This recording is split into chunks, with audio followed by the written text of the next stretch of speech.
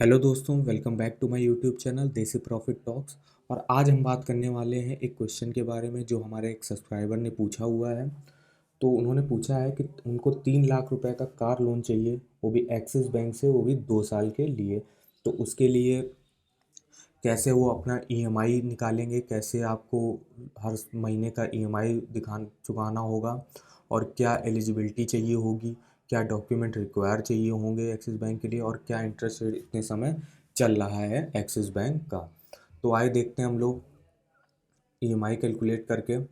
तो मान लीजिए उन्होंने पूछा था कि उनको 3 लाख रुपए का कार लोन चाहिए, और इसका इंटरेस्ट रेट देखने के लिए चलते हैं हम एक्सिस बैंक की ऑफिशियल साइट पे। तो यहाँ पे इंटरेस्ट रेट एंड चार्जेस लिखा हुआ है फॉर न्यू कार लोन्स, वो भी 3 साल तक के लिए यहाँ पे आपको मिल रहा है लोन।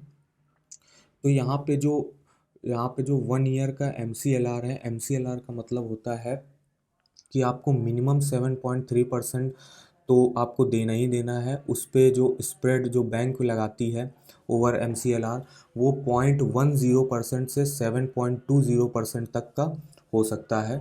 मान लीजिए आप 2 लाख रुपए का लोन ले रहे हैं, तो आपका जो स्प्रेड होगा वो आपका मैक्सिमम जो जाएगा, तो वो 1 या 2% तक ही वो लेंगे। और यहीं अगर आपका लोन अमाउंट हो गया जो 20 लाख रुपए का मान लीजिए आप ले रहे हैं, तो वो स्प्रेड अमाउंट बढ़ा के मान लीजिए 5% लगा देंगे उसके ऊपर। तो 7.35 तो आपको देना ही देना। उसके ऊपर मान लीजिए 3 लाख का ले रहे हैं, तो उस पर 1 या 2% का जुड़ जाएगा। और अगर 20-30 लाख रुपए का आप ले रहे हैं, तो उस पर 4 से 5% तक का भी जुड़ सकता है। तो जो इफ़ेक्टिव रेट ऑफ इंटरेस्ट की रेंज बनेगी, वो बनेगी 7.45% से 14.50% तक की। मतलब आप अगर कम बजट का कम लोन ले रहे हैं मान लीजिए, तो आपको 7.45 तक का भी लोन मिल सकता है उस पर। लेकिन अगर कहीं आप 50 लाख उसके आसपास का लोन ले रहे हैं, तो वो आपको 10 से 12% के भी उस पर मिल सकता है। मैक्सिमम आपको 14.50 तक का ही मिलेगा, इससे ज़्यादा नहीं होगा। तो यहाँ पे जो इनकी प्रोसेसिंग फ़ीस है वो है 3500 से 5500 रुपये तक की। और जो आपका डॉक्यूमेंटेशन चार्जेस लगेंगे वो आपके लगेंगे 500 रुपये। तो यहाँ से आपकी रेट ऑफ इंटरेस्ट की जो रेंज है वो हो गई 7.45% से 14.50% तक की। तो आइए देख लेते हैं। मान लीजिए हमको 3 लाख रुपए का कार लोन लेना है, तो मैंने एक इंटरेस्ट मान लिया आपका 8% मान लीजिए, और हमको लेना है 2 साल के लिए। तो यहाँ से आप 2 साल का सेलेक्ट कर लीजिएगा।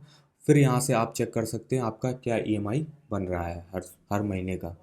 तो आपका जो लोन ईएमआई बनेगा वो बनेगा 13,568 रुपये का। टोटल जो आपको इंटरेस्ट पे करना है 2 सालों तक, वो करना है 25,636 रुपये। आपका टोटल इंटरेस्ट आपको पे करना हुआ है। तो टोटल पेमेंट जो आपको देनी पड़ेगी बैंक को, वो देनी पड़ेगी 3,25,636 रुपये। इसमें 3 लाख आपका लोन है और 25,636 रुपये आपका इंटरेस्ट है। तो ये आप यहाँ से भी ग्राफ के माध्यम से देख सकते हो। इसमें जो आपका प्रिंसिपल लोन अमाउंट है जो आपने लिया था 3 लाख रुपए का, वो है 92% है। और वहीं आपको जो इंटरेस्ट चुकाना है वो ऑरेंज कलर में जो है 7.9% का आपको इंटरेस्ट रेट पड़ रहा है। उसके बाद आइए देख लेते हैं, यहाँ से आप हर महीने का भी अपना चेक कर सकते हो। मान लीजिए आपको मार्च मार्च महीने में आपको लोन आपका अप्रूव हो गया, तो आपको मार्च में फरवरी में मान लीजिए आपका अप्रूव हो गया, तो मार्च में आपकी जो ईएमआई होगी वो चालू हो जाएगी। तो मार्च महीने में जो आपका प्रिंसिपल अमाउंट होगा, सिर्फ वो आपको देना पड़ेगा 11,568 रुपये। वहीं आपका इंटरेस्ट जो लगेगा उस पर वो लगेगा 2,000 रुपये। तो टोटल जो अमाउंट हो जाएगा वो हो जाएगा 13,568 रुपये, जो कि आपके एक्चुअल अमाउंट जो आपने 3 लाख रुपए के लिया है उससे लेस हो जाएगा। यहाँ बचेंगे 2,88,431 रुपये।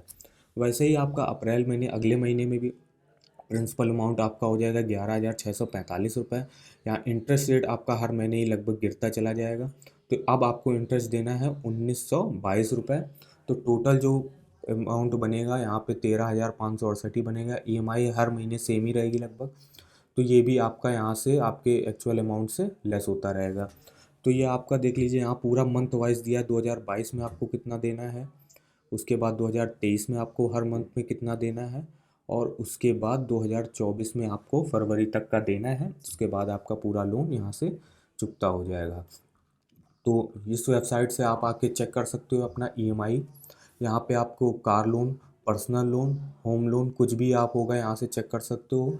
और इसका लिंक वीडियो के डिस्क्रिप्शन में दिया हुआ है, तो वहाँ जाके आप किसी भी चीज़ का आप यहाँ पे ईएमआई चेक कर सकते हो, किसी भी लोन का, पर्सनल लोन, होम लोन और कार लोन।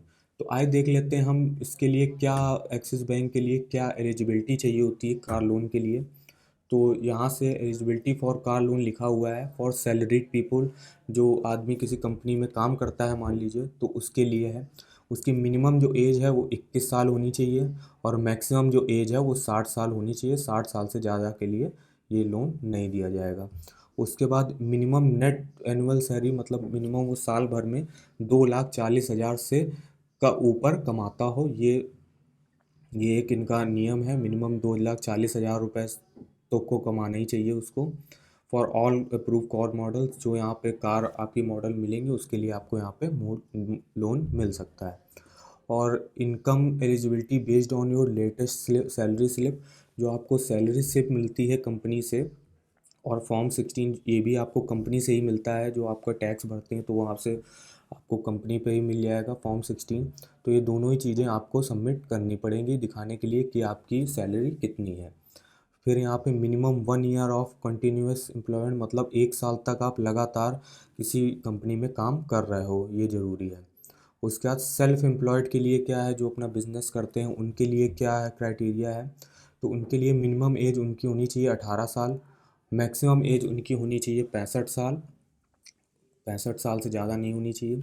और minimum net annual business income जो होती है उनकी 1,80,000 के ऊपर होनी चाहिए for selected models, and 2 lakh के ऊपर होनी चाहिए फॉर अदर्स के लिए। फिर यहाँ से इनकम एलिजिबिलिटी, और मतलब आपको जो आपका जो इनकम टैक्स रिटर्न भरते हैं तो उसकी भी आपको यहाँ पे दिखाना पड़ेगा, उसका उसका पेमेंट पूरा क्या है। तो income eligibility based on latest income tax return आपको यहाँ पे दिखाना पड़ेगा, जो अभी आप रिटर्न भरते हो उसकी।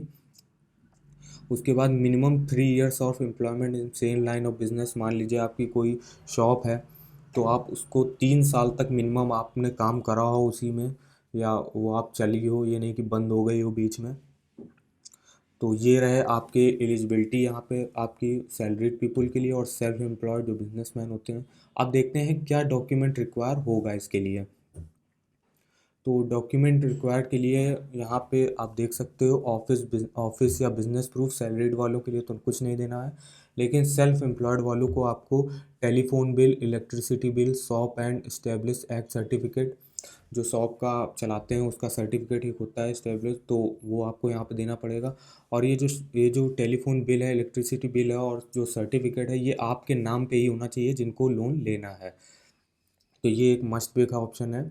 उसके बाद एसएसआई और MSME registration certificate, sales tax और वैट सर्टिफिकेट भी होता है जो आपको यहाँ पे सबमिट करना पड़ सकता है। और करंट अकाउंट स्टेटमेंट भी आपको देना पड़ेगा। उसके बाद इनकम प्रूफ के लिए आप देख लीजिए, लेटेस्ट 2 ईयर का सैलरी स्लिप और लेटेस्ट फॉर्म 16, ये सैलरी वाले पीपल के लिए हैं जो। तो सैलरी स्लिप जो आपको कंपनी से मिलती है और फॉर्म 16 ये भी आपको वहीं कंपनी से मिल जाएगा। और सेल्फ एम्प्लॉयड वालों के लिए है लेटेस्ट आईटीआर, जो उन्होंने लेटेस्ट अभी आईटीआर अपना भरा होगा इनकम टैक्स रिटर्न, तो उसका यहाँ पे आपको दिखाना पड़ेगा। Bank statement, last latest 3 month bank statement दोनों के लिए है, फॉर सैलरीड और सेल्फ एम्प्लॉयड दोनों के लिए। एज प्रूफ के लिए आपको PAN card, driving licence, passport, birth certificate, इनमें से कोई एक चीज़ आपको देनी पड़ेगी। साइन वेरिफिकेशन प्रूफ के लिए आपको पैन कार्ड, पासपोर्ट और बैंकर्स वेरिफिकेशन ये भी करना पड़ेगा। और एम्प्लॉयमेंट और बिजनेस कम्युनिटी प्रूफ के लिए आपको कॉपी ऑफ अपॉइंटमेंट लेटर, मतलब जिस कंपनी में आप काम कर रहे हैं तो वहाँ पे जब आप ज्वाइन हुए होंगे तो आपको अपॉइंटमेंट लेटर मिला होगा, तो वो देना पड़ेगा। और date of joining on salary slip, जो सैलरी स्लिप आपको मिलती है उस पर डेट ऑफ ज्वाइनिंग लिखी रहती है तो वो भी आपको दिखानी पड़ेगी। और आईटीआर और फॉर्म 16, जो फॉर्म 16 आपको कंपनी से मिल जाएगा वो दिखाना पड़ेगा। वर्क एक्सपीरियंस सर्टिफिकेट, जो आप जिस कंपनी में काम कर रहे हो तो वहाँ पर को जो एक्सपीरियंस मिलता है, आपका एक्सपीरियंस सर्टिफिकेट वो मिलता है तो वो भी आपको वहीं से लेना पड़ेगा। और उसके बाद रिलीविंग लेटर, और वहीं सेल्फ एम्प्लॉयड के लिए shop and establish act certificate, जो शॉप का सर्टिफिकेट होता है वो, एसएससी और एमएसएमई रजिस्ट्रेशन सर्टिफिकेट, या तो सेल्स टैक्स और वैट सर्टिफिकेट, या आपका करंट अकाउंट स्टेटमेंट, इनमें से कोई भी चीज़ आपको दिखा सकते हो। तो ये रहे आपके डॉक्यूमेंट रिक्वायर, इतने डॉक्यूमेंट आपके लिए रिक्वायर होते हैं फॉर सैलरीड और सेल्फ एम्प्लॉयमेंट पीपल। तो अगर आपको लोन लेना है तो आप एक्सिस बैंक से ले सकते हो, काफ़ी अच्छी बैंक है, यहाँ पे आपको 5 से 10 दिनों के अंदर ही लोन मिल जाता है। और यहाँ से आप अपना ईएमआई कैलकुलेट कर सकते हो कि आपको कितने भी लाख का लोन ले रहे हैं। मान लीजिए आप यहाँ पे 5 लाख रुपए का लोन ले रहे हैं 8.5% के इंटरेस्ट पे, और मान लीजिए आप यहाँ पे 3 साल के लिए ले रहे हैं, तो ये आपको यहाँ से दिखा देगा कि आपकी लोन ईएमआई क्या बन रही है। जैसे यहाँ पे बन रही है 15,784 रुपये। टोटल इंटरेस्ट आपको देना पड़ेगा इतना 68,216, और टोटल पेमेंट आपको करनी पड़ेगी 5,68,216, 5,000 के लोन पे, मतलब 5,000 के लोन पे आपको 68,000 रुपये टोटल इंटरेस्ट देना पड़ेगा। तो इस वेबसाइट से आप जाके चेक कर सकते हैं, और इसका लिंक वीडियो के डिस्क्रिप्शन में दिया हुआ है। तो अगर आपको हमारी इन्फॉर्मेशन पसंद आई हो तो चैनल को सब्सक्राइब कर दीजिएगा और वीडियो को लाइक कर दीजिएगा, ऐसे ही और वीडियोस के लिए। चलिए मिलते हैं नेक्स्ट वीडियो में। Thank you so much video देखने के लिए।